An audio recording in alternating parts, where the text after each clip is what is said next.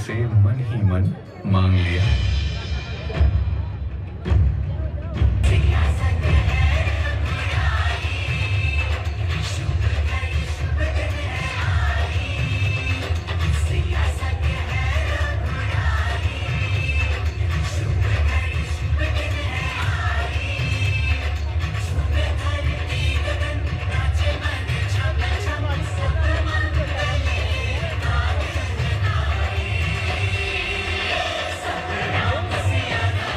जोड़ी ऐसी जैसे स्वयं नारायण और लक्ष्मी, जैसे सूर्य और किरण।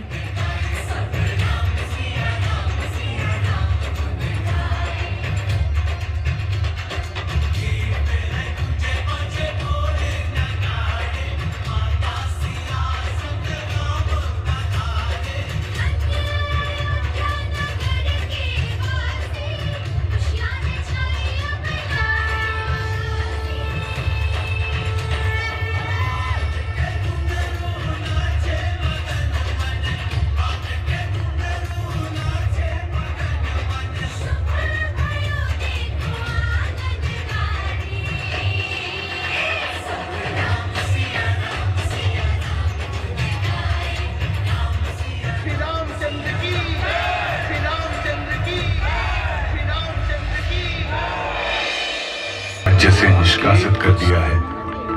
सुग्रीव की व्यथा सुनकर राम ने सुग्रीव को उनकी पत्नी और राज दोनों वापस दिलाने का वचन दिया।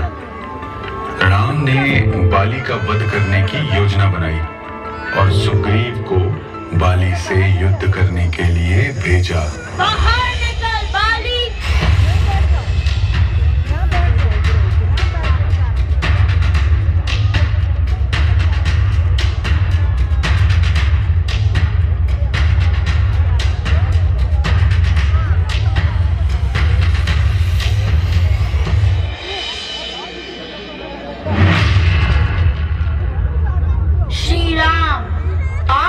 तो मुझे वहां मरने के लिए भेज दिया। हे मित्र, तुम दोनों भाई एक समान लगते हो। कहीं गलती से तुम्हें कुछ हो गया तो अनर्थ हो जाएगा। इसलिए ये माला पहनो और पुनः बाली को युद्ध के लिए ललकारो। कैसी आपकी आज्ञा। अब मेरा जीवन आपके हाथों में है।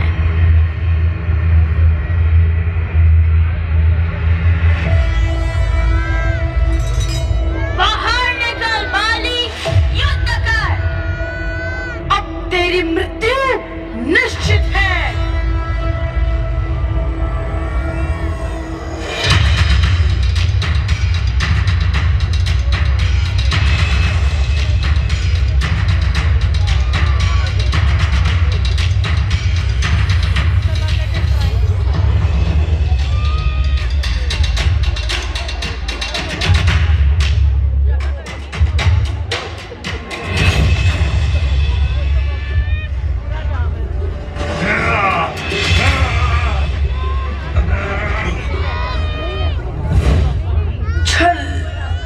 सुग्रीव, तूने मेरे साथ छल किया है।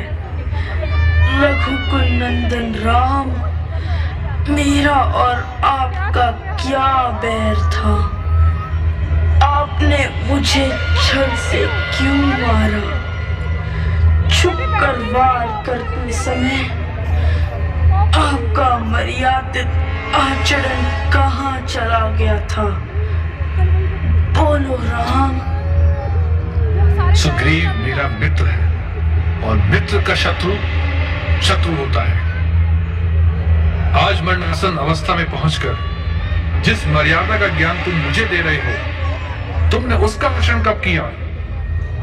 छोटे भाई की पत्नी बेटी समान होती है और उसकी पत्नी रोमा को तुमने लोकाचार भुलाकर अपनी पत्नी की तरह रखा। ऐसे दुष्ट आचरण के लिए प्राण दंड ही उचित है और ऐसे पापी को मारने से पाप नहीं लगता। यदि मेरा पाप भी था तो दंड देने का अधिकार केवल एक राजा का होता है। आपका अधिकार था। अहंकारी वानर, यह मत भूलो कि सारी पृथ्वी इक्ष्वाकु वंश की है और वर्तमान में राजा भरत के प्रतिनिधि होने के कारण यह मेरा कर्तव्य है कि सबको न्याय मिले। हे प्रभु, मुझे क्षमा कर देना। मेरे बाद मेरे भाई सुग्रीव और मेरे पुत्र अंगद को अपनी शरण में रखना। जय श्री राम। बाली के अंतिम संस्कार के बाद सुग्रीव का राज्याभिषेक होता है और सुग्रीव सभी मंत्रियों से विचार विमर्श करके चारों दिशाओं में माता सीता का पता लगाने के लिए वानरों के दल भेजते हैं। दक्षिण दिशा की ओर हनुमान, जामवंत, अंगद और अन्य वानर खोजते खोजते समुद्र के पास पहुंचते हैं और वहां पक्षीराज जटायु के बड़े भाई संपाति से भेंट होती है। संपाति बताते हैं कि रावण माता सीता को लंका लेकर गया है। अब सबसे बड़ी समस्या समुद्र पार करने की थी। इतना विशाल समुद्र पार करके लंका जाना असंभव है, ये सोचकर सभी चिंतित हो जाते हैं। तब जामवंत हनुमान को उनकी शक्तियां याद दिलाते हैं। हनुमान जी अपनी शक्तियां याद आते ही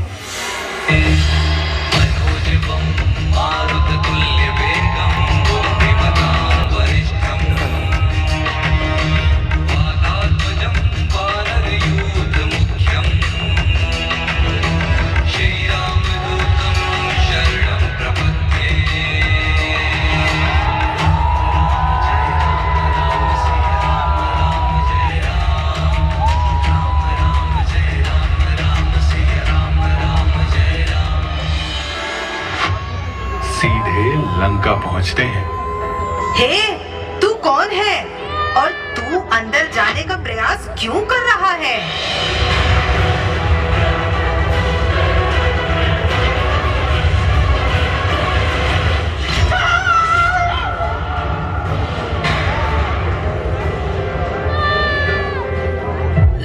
लगता है लंका का अंत निकट आ गया है।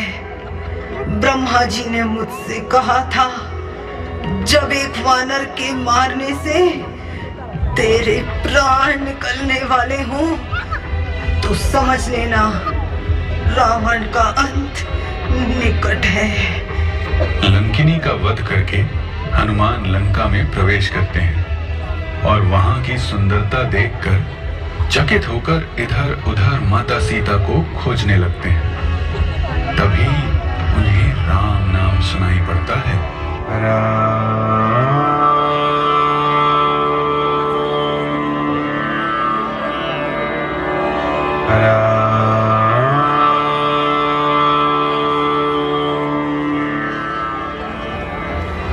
अरे, रावण की इस लंका में मेरे प्रभु का नाम लेने वाला कौन है?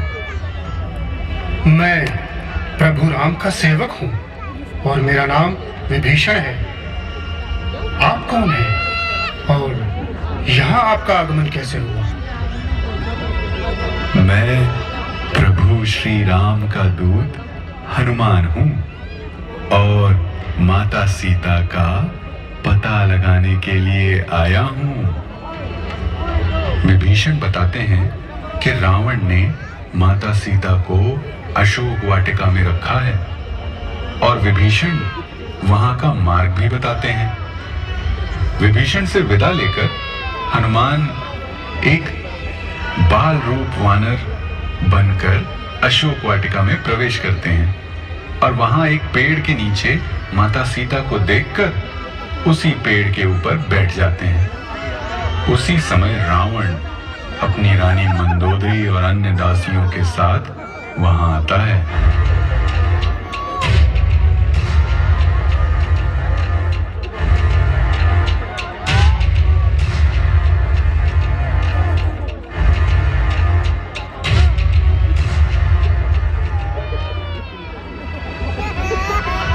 लो सीता, ये सारे उपहार तुम्हारे लिए हैं। तुम मेरा विवाह प्रस्ताव स्वीकार कर लो और मैं तुम्हें त्रैलोक्य के सारे सुख ला कर दे दूंगा। दुराचारी, मैं एक विवाहित स्त्री हूँ और मेरे पति महाप्रतापी दशरथ नंदन श्री राम हैं और उनके अतिरिक्त मैं किसी दूसरे का वर्ण नहीं कर सकती। राम, वही वनवासी राम जिसे अपने राज्य से निकाल दिया गया है और जो वन वन भटक रहा है, जो तुम्हारी रक्षा नहीं कर सकता, जो तुम्हें महलों के सुख नहीं दे सकता, उस वनवासी से ऐसा क्या लगाओ? एक बार तुम मेरा प्रस्ताव स्वीकार करके तो देखो, मैं तुम्हें लंका की पटरानी बना दूंगा। भूल जाओ उस राम को। दुष्ट रावण, तू अभी मेरे श्री राम का पराक्रम नहीं जानता। ताड़का और खरदूषण का वध करने वाले श्री राम तेरा भी वध करके मुझे यहाँ से ले जाएंगे। सीता! नहीं महाराज, छोड़ दीजिए। एक स्त्री पर प्रहार करना आप जैसे महाज्ञानी को शोभा नहीं देता। सीता, 1 माह का समय है तुम्हारे पास। यदि मेरा विवाह प्रस्ताव स्वीकार नहीं किया तो तुम्हारी मृत्यु निश्चित है।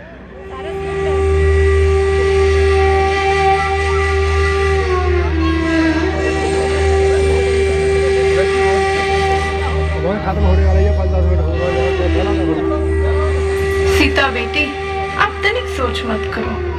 मैंने आज भोर में एक स्वप्न देखा है कि लंका में आग लग गई है और रावण का विनाश करने एक बड़ी सेना आ रही है।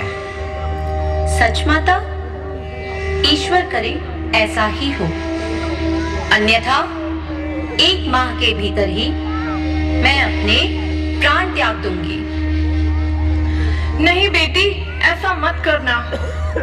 प्रभु अवश्य ही कोई समाधान निकालेंगे।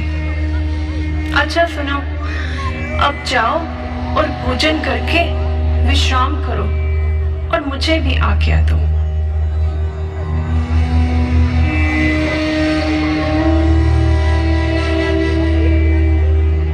हे अग्निदेव, मुझे कोई उल्का पिंड ही दे दो ताकि मैं लंका में आग लगाकर स्वयं को ही भस्म कर लूं।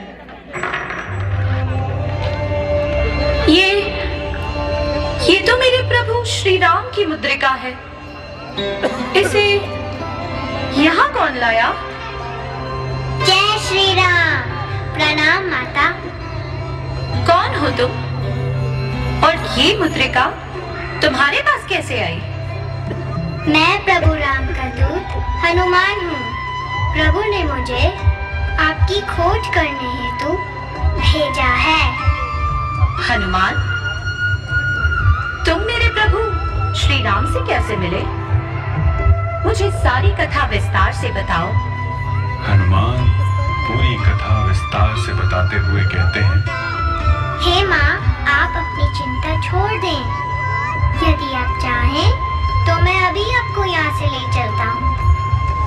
पुत्र, तुम तो इतने छोटे हो और क्या सारे वानर भी तुम्हारी तरह ही हैं? माँ, ये लघु रूप तो यहाँ आने के लिए रखा था। आप तनिक अपने नेत्र बंद कीजिए।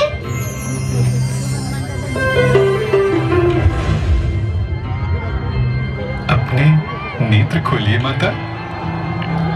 और भी विशाल आकार ले सकता हूँ मैं। मेरे साथ चलिए माता। अब मुझे विश्वास हुआ कि आप सभी अति बलशाली हैं, परंतु मैं आपके साथ नहीं जा सकती। अब तो मेरे प्रभु श्री राम ही इस दुष्ट रावण का वध करके मुझे यहाँ से ससम्मान ले जाएंगे। अवश्य माता, आपका ये संदेश मैं प्रभु राम तक अवश्य पहुंचा दूंगा। इससे पहले कि मैं आपसे विदा लूं, क्या मैं कुछ फल खा लूं? अवश्य पुत्र, परंतु राक्षसों से तनिक सावधान रहना। हनुमान जी कूद कूद कर अशोक वाटिका में लगे फलों को तोड़ तोड़ कर खाने लगते हैं और स्वभाववश पेड़ों को तोड़ने लगते हैं। ऐसा देखकर सारे राक्षस उन्हें पकड़ने के लिए दौड़ते हैं और हनुमान सबको अशोक वाटिका में एक वानर का आतंक सुनकर रावण अपने पुत्र अक्षय कुमार को उस वानर को मारने के लिए भेजता है।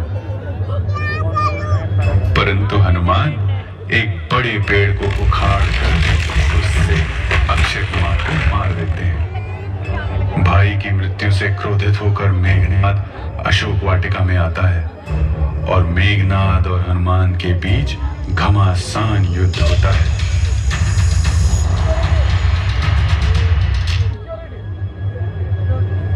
और अंत में मेघनाद ब्रह्मास्त्र का प्रयोग करते हुए हनुमान को बंधक बना लेता है और रावण के सम्मुख सभा में प्रस्तुत करता है।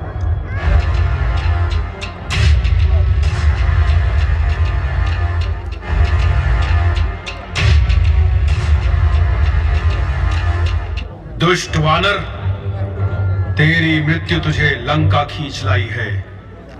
इससे पहले कि मैं तेरे प्राण हरूं, तू ये बता कि तू कौन है और अशोक वाटिका में क्या कर रहा था? मैं पवन पुत्र हनुमान श्री राम का दूत हूं और उन्हीं की आज्ञा पर माता सीता का पता लगाने आया हूं और तेरे लिए ये संदेश लाया हूं कि तूने माता सीता का अपहरण करके अपना अहित कर लिया है रावण। यदि अभी भी अपनी और अपनी प्रजा की भलाई चाहता है तो माता सीता को ससम्मान वापस भेजकर प्रभु श्री राम की शरण में चला जा। वो कृपा निधान बड़े दयालु हैं, तेरे सभी अपराधों को क्षमा कर देंगे। बड़ा ज्ञानी वानर मिला है आज। लगता है तुझे मेरी शक्तियों का अनुमान नहीं है। जिस वनवासी राम की तू इतनी बड़ाई कर रहा है, देखता हूं वो आज कैसे तुझे बचाता है। सैनिकों, ले जाओ इस धूर्त वानर को और इसे प्राण दंड दे दो। क्षमा करें महाराज, परंतु दूत के प्राण हरना नीति विरुद्ध है। इसे कोई दूसरा दंड दीजिए। पिताश्री, एक वानर को अपनी पूंछ बहुत प्रिय होती है। क्यों ना इसकी पूंछ में आग लगा दी जाए? बिना पूंछ का वानर मरे हुए के ही समान है। ये अति उत्तम विचार है। सैनिकों, ले जाओ और इसकी पूंछ में आग लगा दो। सैनिक हनुमान जी की पूंछ में कपड़ा लपेटने लगते हैं और हनुमान जी अपनी पूंछ बड़ी कर लेते हैं। लंका का सारा तेल और सारा कपड़ा हनुमान जी की पूंछ में लग जाता है। अब जैसे ही कपड़े में आग लगाई जाती है, हनुमान जी अपना रूप छोटा कर लेते हैं और पूरी लंका में उछल उछल कर आग लगा देते हैं।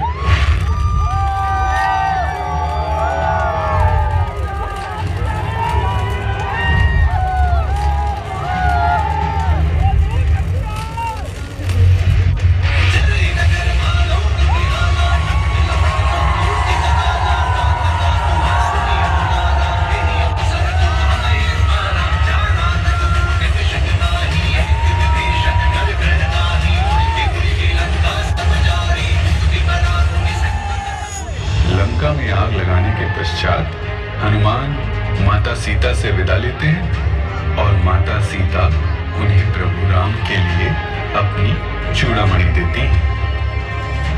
माता सीता का पता लगाकर हनुमान जी, अंगद और जामवंत वापस किष्किंधा पहुंचते हैं और सारा हाल सुनाते हैं। प्रभु राम को हनुमान जी सीता मां की चूड़ामणि भेंट करते हैं।